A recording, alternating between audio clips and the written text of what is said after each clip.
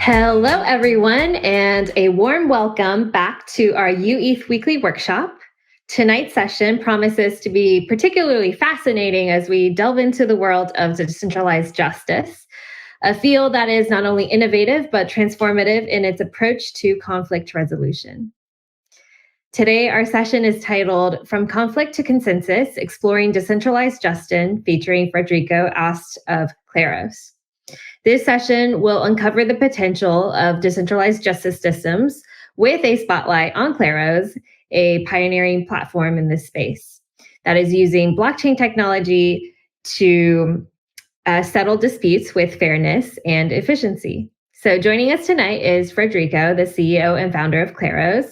His work is basically integrating blockchain into the legal realm and creating a more accessible and equitable system of justice with a decentralized pool of jury members. We'll get an in-depth look at the philosophy that underpins Kleros, the impact of decentralized justice systems, and some of the real-world use cases that showcases Kleros in action. I'm Tina, your UETH host for the evening. So over the past 5 years, I've been immersed in the world of early stage investing and have been focused specifically on the crypto space. And I've been building upon this foundation of product and strategy. So tonight we'll get an introduction to Federico's background, followed by his insights into the challenge of building consensus in this world of decentralized justice. We'll hear about his inception and origin story of Kleros, the mission, and some of the technological and philosophical pillars that support this pursuit of decentralized justice. Before we dive in, here's a few reminders. This workshop is recorded. Please stay engaged and ensure that your chapter is still active by commenting in our Discord within 24 hours. If this conversation inspires any question, you can feel free to drop them in the general channel, and we will do our best to cover them in this session. And of course, any questions we don't get to, we can address them asynchronously. And our philosophy at the University of Ethereum is that we're committed to inspiring our students with real-life examples, and we want to encourage you to dive into projects and truly learn by doing. So tonight, challenge yourself to think about how you can contribute to real-world impact using the insights that you'll gain today. So we're going to bring up Federico, and I'm going to ask him a few questions to get us started before his presentation. So Federico, as the mind behind Kleros, can you please outline your background and what inspired your vision for decentralized justice as the origin story of Kleros? Sure. Well, thank you, Tina, for having me. First thing is that I'm not a lawyer. People always ask if I'm a lawyer who wanted to work on innovation. No, my background is in economics and in philosophy. I'm Argentinian also, and so at a quite early stage in the crypto, history, I became engaged because of Argentinians. Were very early into crypto because of problems with the currency, inflation, governance problems, corruption. So that's what got me interested in the early days in crypto. And people were already starting to think, people were most interested in Bitcoin, right? The financial applications. But I saw in blockchain something that was different, some tool that you could use to transform or reinvent or rethink all the institutions. Some people were already thinking of blockchain and how to build better voting systems, like a tamper-proof voting system through blockchain. But I saw that there was another important, piece of the governance of a society that was still not being considered, and that was like justice systems or dispute resolution. So I got interested in, okay, how could we build something like this? And especially I was thinking of, imagine, a guy who is in Argentina, like me when I started. You could learn how to code or how to design or how to do stuff through the internet. But you could not, charge people from other countries if you wanted to be a freelancer because there were capital controls. It was hard to send money. So crypto solved that because now you could be charged. I mean, you could charge customers in other countries, no problem. But you still would not be like hired if the guy who was, I don't know, in Germany or in the US. I mean, if they hire you and you are in Argentina and there's a dispute in your software because it's not up to the quality that they expected, they're not going to sue you in an Argentinian court, or they're not going to go to arbitration in a traditional arbitration, international arbitration setting for $1,000 contract. So that was a bit the inspiration that was behind Kleros when I started. Try to give all of these people from Argentina and all of the emerging economies this opportunity to access the world economy in equality of conditions with people who were everywhere. So that's how it started. I love that. What you mentioned, your story actually reminds me of this quote, I think that Vitalik had written in a blog where he said he's more commonly recognized in the streets of Latin America than he is in like the streets of San Francisco, because blockchain is an essential technological solution for them, right? Due to the currency and all these challenges that you mentioned. So I love that story. What's the scale of Kleros now, and how long has it been around?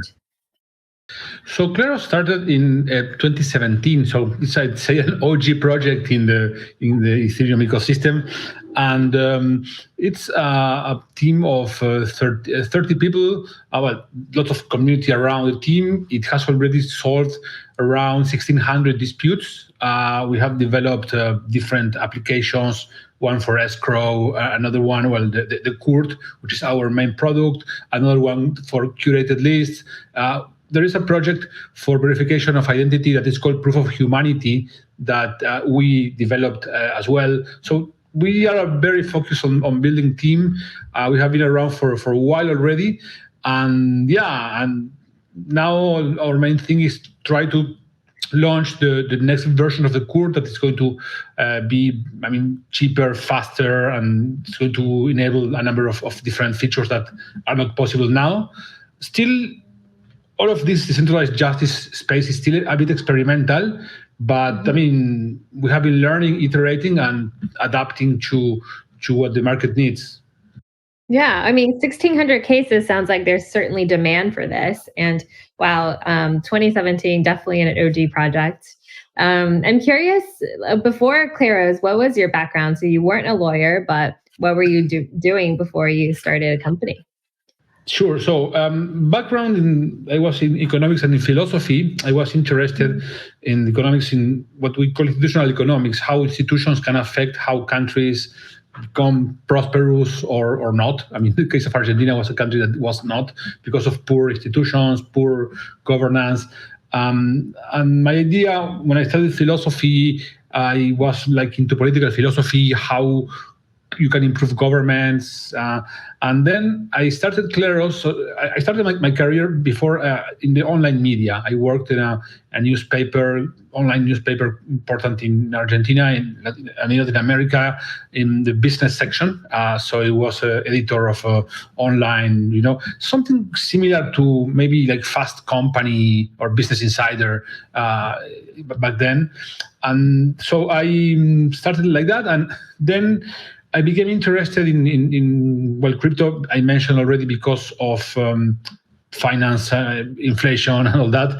And I became interested in Kleros, or in the justice space, in the legal space, because there was lots of corruption scandals and lots of problems. And one could see that you could not solve these problems through judicial reform. You need to do what sometimes Elon Musk calls, first principle thinking, which also comes from philosophy, about, okay, we need to reinvent or rethink the dispute solution for the problems that we have now, not for the problems we had in the 18th century when people thought about justice systems today, with the tools that we have now, with blockchains, and for the communities we have now, because all of the communities are already becoming virtual, global, Discord communities.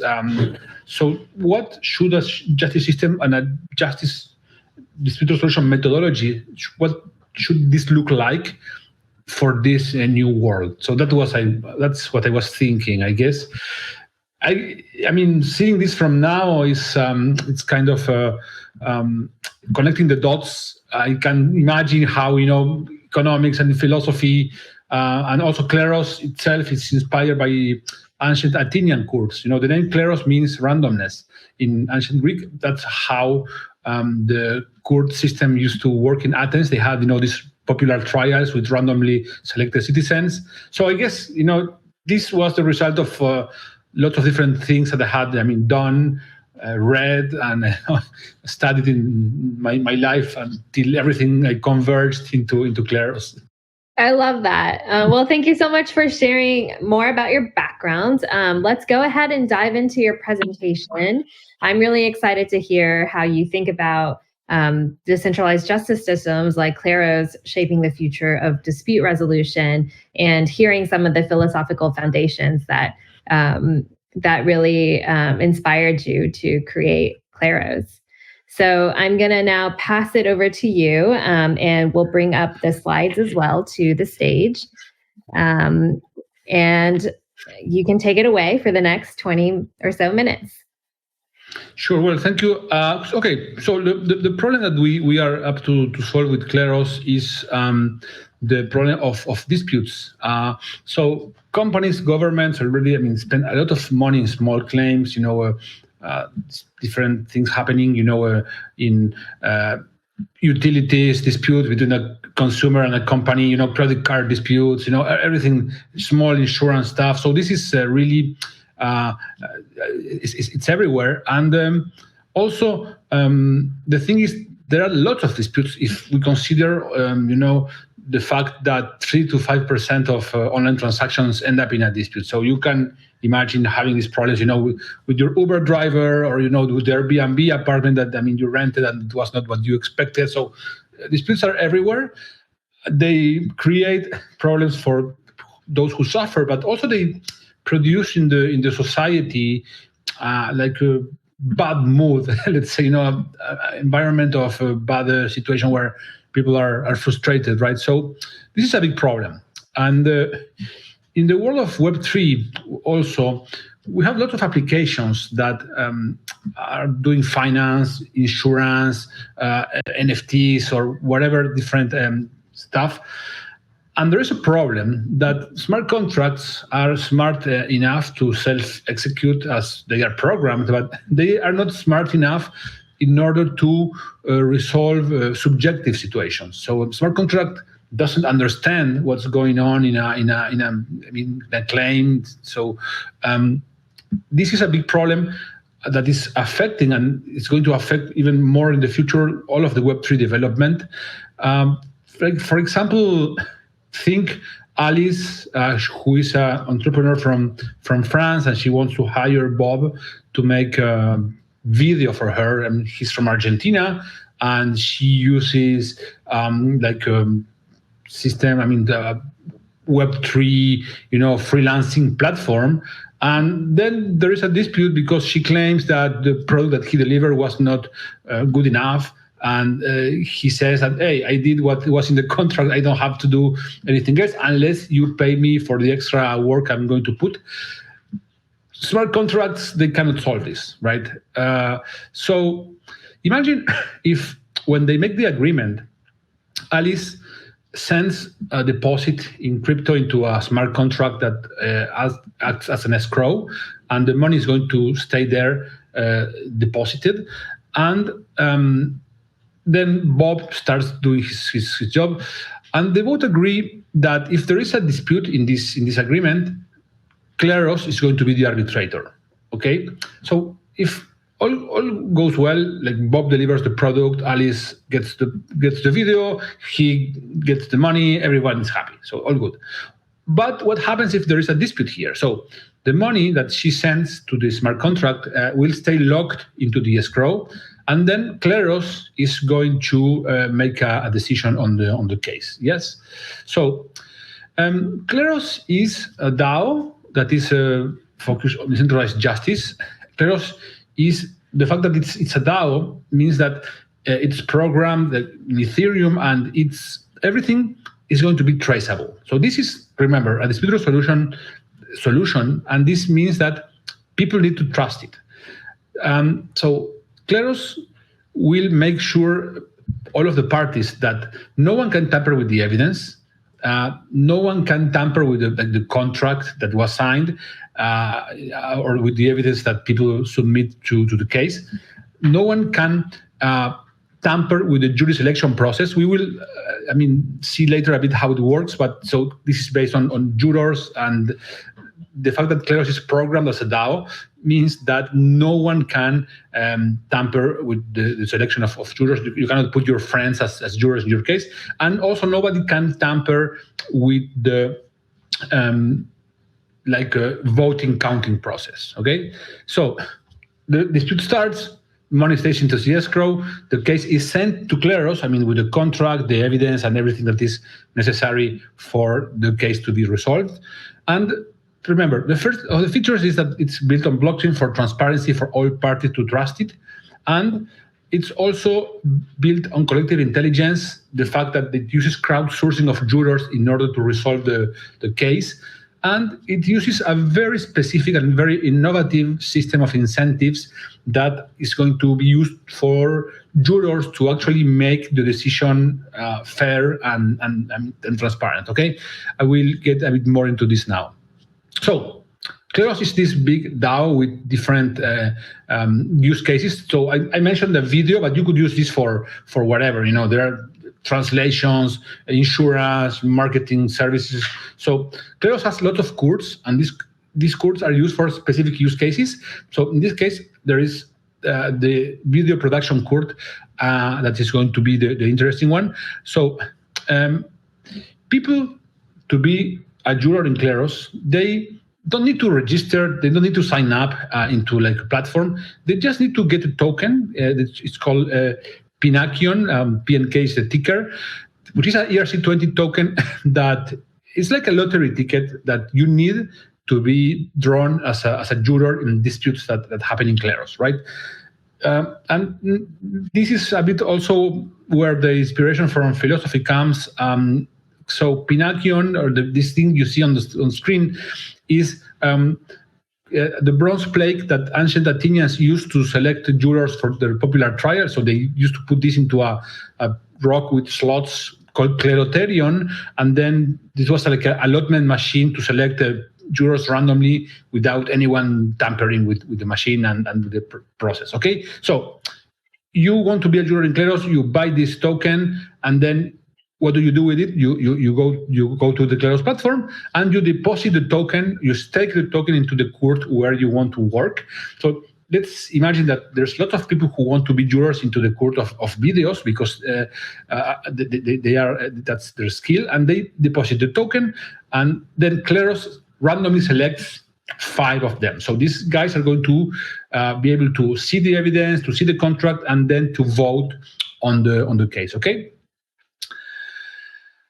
And here's a question. These are anonymous people from the internet, and they will resolve cases. How do you make sure that, they just don't, are bribed? Or how do you make sure that they don't just vote randomly without looking at the evidence? They just vote A, B, and not even caring. So this is where the big innovation of Kleros comes. It's in the fact that it uses game theory in order to resolve disputes. The gentleman you see on screen is Thomas Schelling. He was a game theorist, Nobel Prize in Economics 2005, and he made lots of things in his life. One of them was he was advisor of Dr. Strangelove, a movie by Stanley Kubrick of the Cold War, which is about game theory. But the thing that interests us now is he developed this concept called focal points, or as we know them now because of him, Schelling points. So this is about how people converge into a consensus even when they cannot communicate between themselves, right? you are seeing on screen 12 numbers. So each of you independently, you have to pick one of those. And if you pick the same as the majority, then you get $20. If you pick a different one, then you get nothing.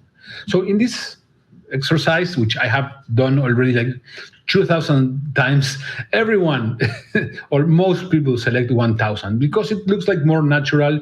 It looks like the one that everyone will choose. So this means that in this particular case, the 1,000 number is the Schelling point. Okay, so that's the point of convergence between the people who had to choose a solution and they could not communicate between themselves. So let's now imagine that these jurors, they were picked randomly with the token that they deposited, and that token stays locked in the court where they are drawn. Now they have to analyze the case and vote.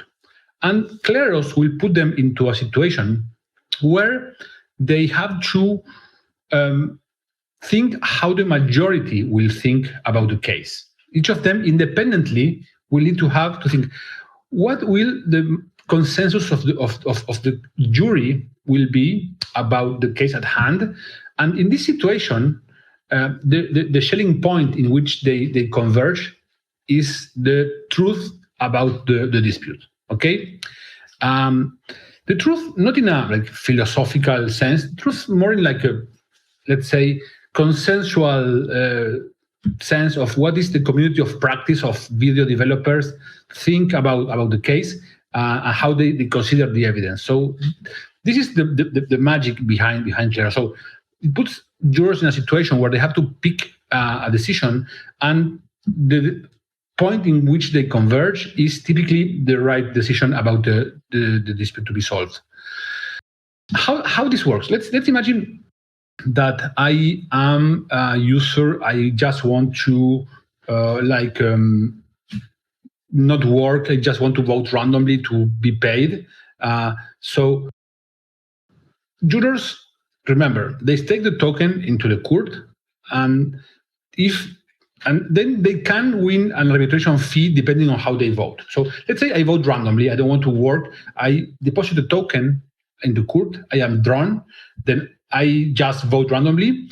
And so if I vote randomly, I have a high chance of being on the wrong side of the majority. Okay.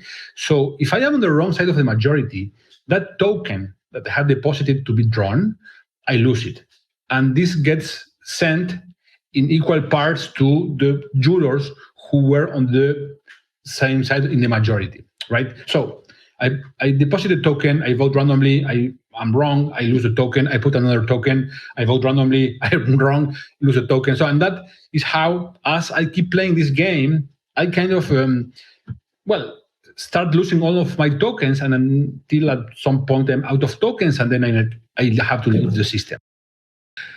On the contrary, let's say that I take the time to see the case, analyze the evidence, and think what is the right decision. So in this case, it could happen that I end up sometimes in the wrong side of the majority, because these are subjective cases. Not always the case is clear-cut. Sometimes, it's hard. The fact that in the real world, the judges in professional systems, they still not always agree. So this could happen. But on average, you have more odds of being on the right side than on the wrong side. So each time you put a token and you vote and you are coherent, then you get your token back. You get tokens from the jurors who were on the wrong side. And on top of that, you get a fee of arbitration that is paid in Ether or in stable coins or whatever that comes from the losing party in the case. Okay, so this is how, if you are honest, you start making money as you produce decisions that help resolve arbitration cases that happen in all kinds of online contracts. Okay, so in this case, Kleros will make a decision. The majority voted that Alice was right, so Kleros makes this ruling. This ruling tells the escrow smart contract, refund Alice because she was right, and the funds that were locked into the escrow smart contract now are transferred to her, and that finishes the case. Okay. So there are lots of potential applications in real world examples. Like imagine, landlord and tenant dispute. You have a dispute with the landlord, or Airbnb kind of dispute. There was in 2020 a very important thing that happened is that a judge in Mexico, in the state of Jalisco, ruled that a decision made by Kleros in an arbitration proceeding in landlord and tenant case was legally valid under Mexican law and as arbitration. And then the judge ordered the eviction of the house because it was a rental contract that the landlord said that was not paid. So this is a real world, concrete, simple example of how you can use this. As I mentioned before, lots of disputes in consumer claims. Like we are now, for example, working with an exchange from Argentina called Lemon, which uses Kleros to solve disputes they have with their customers. So like people claiming that they were charged for the service that they didn't buy or stuff like that. So this is another like real world example. There are lots more. And also the goal is going to be in the Web3 ecosystem is to have Kleros become this DAO court that will be able to solve disputes happening in all of these DAOs that exist and are growing into the decentralized ecosystem, including freelancing DAOs, social media platforms that are being decentralized. You can read there all of the different use cases that could happen. So all of this have in common that smart contracts are not good to solve subjective claims, and Kleros is very good for that because that's what it does. So you basically connect your platform to Kleros, you send the dispute, and Kleros sends you back the dispute, sends you back the decision about the dispute, done in this fair, transparent, and very efficient way. A use case that I like to mention, and because people don't see this typically as dispute, is content moderation. So think someone makes an unsavory comment into social media, and then you claim that this breaks terms and conditions, and you flag it, and then what happens? So this goes to a moderator of Instagram, Twitter, or whatever, and this moderator will decide if to delete the tweet and to punish the author. So this is kind of, if you want, a mini trial that happens in a centralized way in a social media platform. We don't see it as a trial, we see it as a content moderation event, but this can affect lots of rights of people, because if you are banned from a platform, then, some people make their living of that, so some of them have a platform to express their political ideas or whatever, so they will see as unfair being kicked out of a platform, of a social media platform, by a centralized moderator without a proper explanation. So imagine if we could have this decision made, instead of just one moderator, by a panel of jurors who study the case, and then they vote who is right. If the user needs to be banned or not, depending on whether he broke or not the rules. So there is a bot that a product we launched. It's a bot for Telegram that you can use the community in order to decide if some message in the Telegram group infringes or not the rules of the group. So this is still a bit experimental, but if you want to have this in your Telegram group or in your Discord, reach to us, because we are trying to expand this to more groups. So this is great because it puts the community in charge of resolving these content moderation claims that are everywhere in this ecosystem.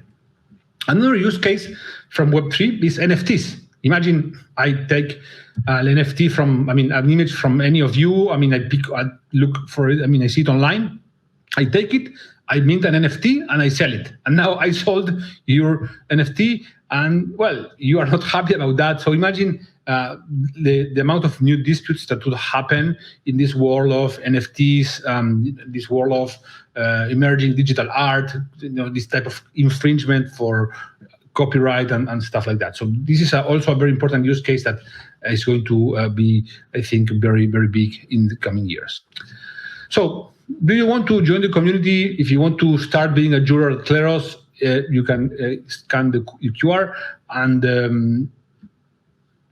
the people from the community will explain how you can buy the token, how you can start, how you can work. I mean, start earning money as a juror. And if you are on the other side building a Web3 platform and you want Kleros to solve disputes that happen in your platform, also contact us, and you can just send the Kleros disputes to Kleros, and Kleros will send you back decisions in a fair and transparent way. And if you want overview of all things about Kleros since the start of the project. So we basically invented the field of decentralized justice. You can read this paper that explains a bit everything that happened, how it started, how it's going, and what is in store for the future in decentralized justice. And this is a very recent paper. It was published in October 2023. So it's a big compilation of all of the research we have done over the years. So very good paper to start learning about Kleros. So I guess that's it. Thank you very much for your time. And of course, I'm open to the questions you might have.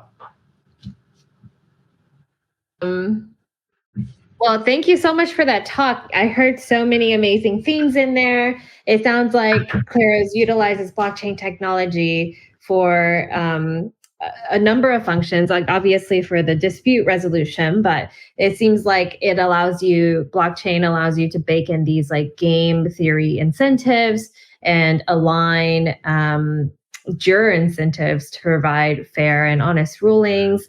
There also sounds like the thing that I loved from your original introduction was this idea that by leveraging blockchain, you're giving global opportunities for people to make money across different borders and at a similar rate as the rest of the world. And so this accessibility and global reach also is like a very attractive point that you raised. But the general decentralized nature of Kleros really enhances like the transparency and trust. And I'm sure that is super important for all of the partners that you work with. So for this next section, we're going to just move towards the Q&A portion of the workshop. I have a number of questions, but I also have a live student question that I love to bring up. Let me ask a couple questions first, specifically around, you touched on real world applications, and it sounds like there's such broad applications from e-commerce disputes to IP and beyond. But let me ask some questions and then we'll bring up a student and I'll monitor the community channels to see if there's additional questions, and then we can wrap up the conversation. So for my first question, it's definitely going to be around real world applications. So I guess I would love to hear what you consider the most compelling real world dispute resolved by Kleros and the impact that it had on the parties involved. Well, that's actually a good question. I have to think a bit I can mention, a famous dispute that happened in Kleros, for example. So you have prediction markets, right? And the prediction markets about people trying to, guessing about different things in the future. And there was at some point this prediction market called Omen that had this market about who will win the presidential election that was in the one that Biden won. So it was Trump or Biden, right? So at some point there was, the market ended. And what happened is that the market had to execute and pay to people on some date. It was, I don't know, maybe in December. And then what happened is that, as you might remember, there was all of this problem of who won, and they didn't recognize the victory of their party. And there was like a time where it was not very clear who had actually won the election, because the electoral college would meet in January, I think, but the market had to be in December, and there were presentations in different state courts. So it was a very interesting case, because people were arguing, jurors were having to decide, did Biden win the election or not? And there were constitutional discussions about that, and that was a very high profile case. And Kleros ruled for Biden, which in the end was confirmed. And this case was mentioned everywhere. Vitalik mentioned this case many times in his blog post. So this is, one very important use case, since we are very poly markets, and prediction markets are becoming a big thing now. So this could be potentially an interesting use case for Kleros. So that is, to be honest, like a real world use case for people who participate in prediction markets, which is not the majority of the population. So if you want to like a more real life, everyday people, use cases, you could think what they mentioned about the exchange type of dispute resolution. Imagine Coinbase at some point wants to have a more fair system for dispute resolution, and they use Kleros to resolve claims of users. And user says, hey, you stole my crypto, I send it to this address and it's not in my account. So Coinbase could use Kleros for solving this type. So this is like a everyday, people, court that, so depends. Kleros has so many different applications that you go from prediction markets to this everyday thing. And there are a ton more, but I don't want to take all the time to just mention more cases. What do you consider the biggest challenge for Kleros when you're looking to gain wider acceptance and trust, right? Particularly from either beyond digital use cases, or for those more accustomed to traditional legal systems. I'm really curious, what's your pitch to customers who may be more even governments, right, who are more just accustomed to traditional legal systems? So for a company, having a fair system, it's a good way to have more loyalty of customers. If I am a customer and I see that your company has this badge of dispute resolution by Kleros, which I trust because I know it. It's like a quality norm for dispute resolution, for fairness, if you want. So I will be more inclined to do business with you if I see that you have that badge of certification of quality. So that's for a company, and for governments, Kleros can be because of all of the game theory, the crowdsourcing, and all that, can be very efficient. Governments have lots of problems with small claims courts, because they take lots of time, they are clogged, there's backlog. So Kleros can help governments give their citizens more inclusion in justice, because otherwise there are some cases that the citizen just, they drop it because it's, I'm not going to spend time for $200 claim with my neighbor for whatever, So these type of things, if you could use through Kleros, it could be way faster, way more efficient, and we will save governments lots of money and citizens lots of frustration, I guess. So that's what the selling point there. Awesome. Well, let me bring up a UETH member, Valerie, to ask her question. Valerie, if you could just give a quick intro and then ask your question, that'd be great. Well, I just wanted to say, first off, thank you, Tina and Federico, for coming on today in today's workshop. It's really educational, and I'm super excited to hear about this Kleros and what you guys are doing. But hello, my name is Valerie. I represent San Diego NFT Friends, which is one of the chapters within University of Ethereum. And so, I have a question today. And so, you guys talked a little bit about how much trust is important, especially with the decentralized process, the smart contracts and the jurors. But considering the evolving landscape of like AI and their capabilities, has Kleros and the proof of humanity system considered or anticipated like potential challenges or vulnerabilities related to AI generated content and even deepfakes in the social verification and submission video process? Wow, those are many questions into one, so all very good. Okay, so generally speaking, our thesis about Kleros and AI is that we will see in the future a market that is going to become segmented into three main categories. So for like smaller, more objective claims, probably AI is going to just solve them in an automated way, and it's faster, it's cheaper, it's more efficient. That's fine. There are a lot of use cases where AI is not good enough because they require understanding the context in which a dispute happens. They require understanding emotions of parties.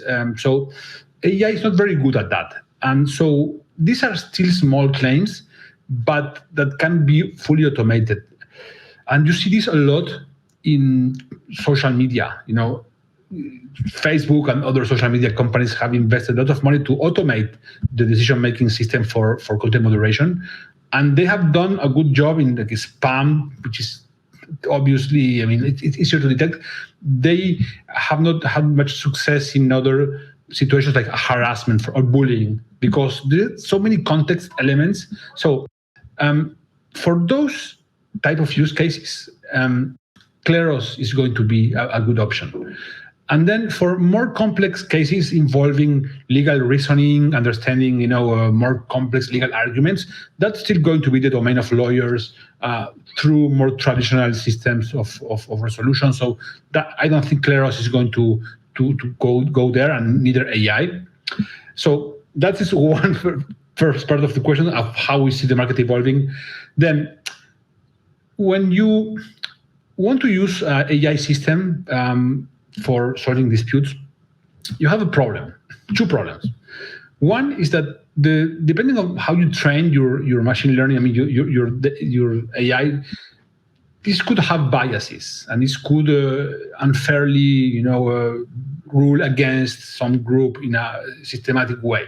So that's bad. First, so this is why every process of AI resolution will have an appeal process that is going to go to humans. And this is also required by regulation. All of the regulation, of AI, both in Europe and the United States, they both require a human overview and oversight on decisions done by AI.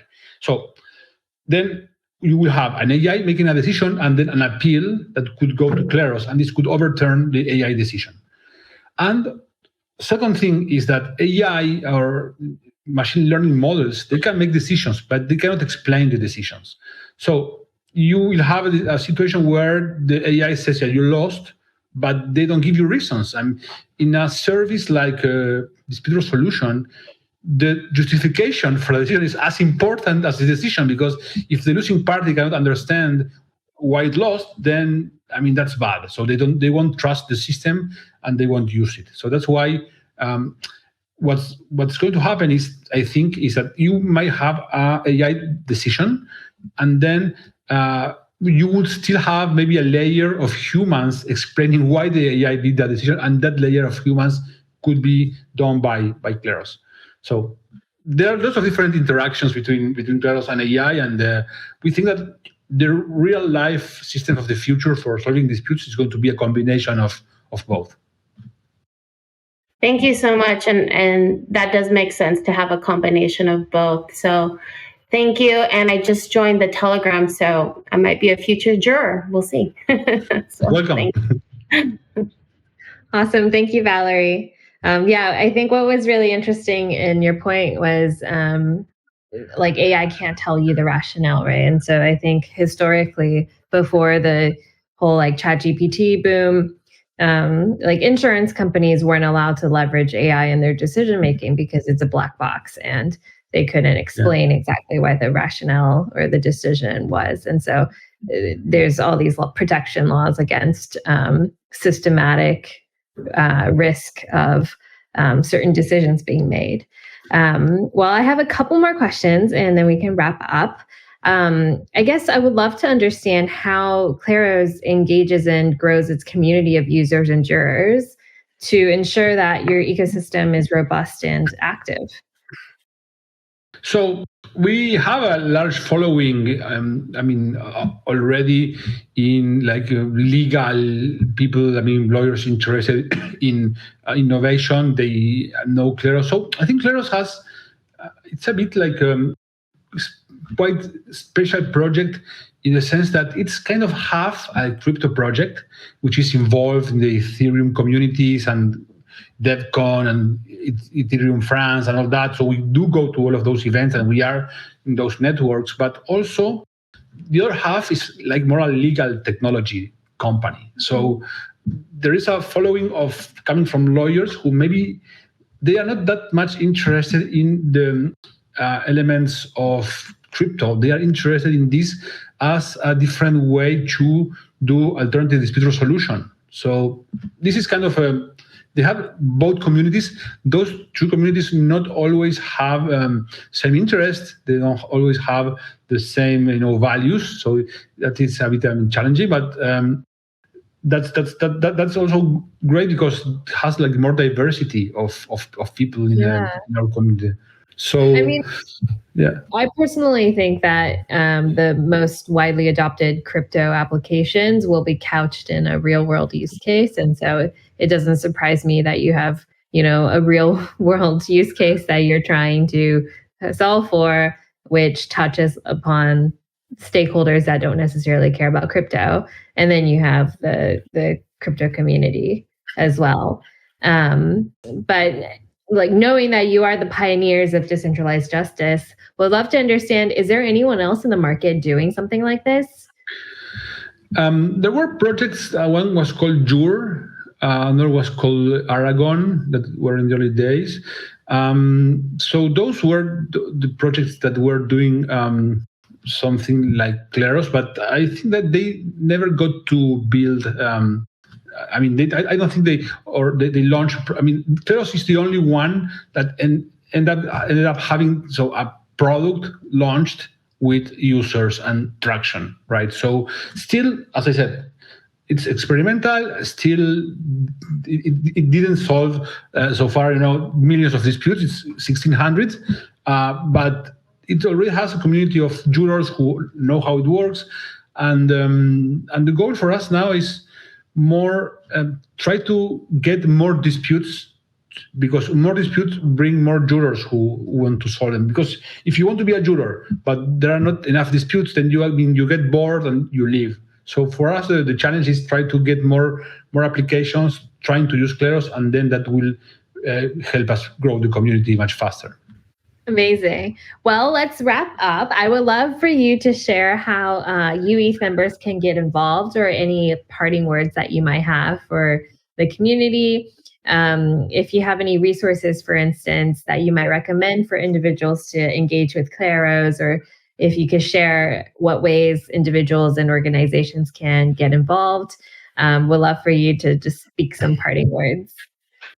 Yeah, we have lots of resources. We have even a book we wrote to present Kleros. Every big movement needs a book, so you can read it. You can download it from our website in kleros.io. If you are interested in the research aspects, we have a fellowship program. So you can come to Kleros and do a 6-month research project, and then with the help of the team, and we can help you develop a use case that you find interesting. We don't even know what are the use cases that Kleros will end up solving. So if you think that NFTs is the thing, okay, you can come, you can engage with us. We help you research a use case about NFTs. We have already had in the past, we have been doing this since 2018. So it's a very OG fellowship. So if you are into research, you can apply for the fellowship. If you want to learn Kleros, the website, you have the book that you can read. If you want to be a juror, the best way is to start by the Telegram group, and you will be helped by team members and community members. If you are from a company, a consumer company that has claims, speak to me and we will help you integrate Kleros into your platform to have a fair and transparent dispute for your customers. And if you're a Web3 project, you will certainly need someone to help you with the subjectivity that your smart contracts cannot handle. And in Kleros is the best way to do that. So also, get in touch and we will help you integrate with Kleros. Amazing. If you don't mind, I would love if you could share a link or something for the Kleros Fellowship, and I'll make sure that goes out in our newsletter, which goes out to about 3,000 people. And I'll also include links as well for the Juror Telegram and your Kleros book. But thanks so much for your time today. As always, we will be sharing a recap of this session via our newsletter, the UETH Digest, and we will also write a blog in a few weeks that deep dives into this topic of decentralized justice. If you can all, community members, keep an eye out for our comms for these content pieces and for announcements for future workshops and community spaces. You can follow us on Twitter. But aside from that, it was a great session. Thank you so much for your time, Federico. And I hope everybody has a good evening. Thanks for joining us. Thank you. Bye-bye.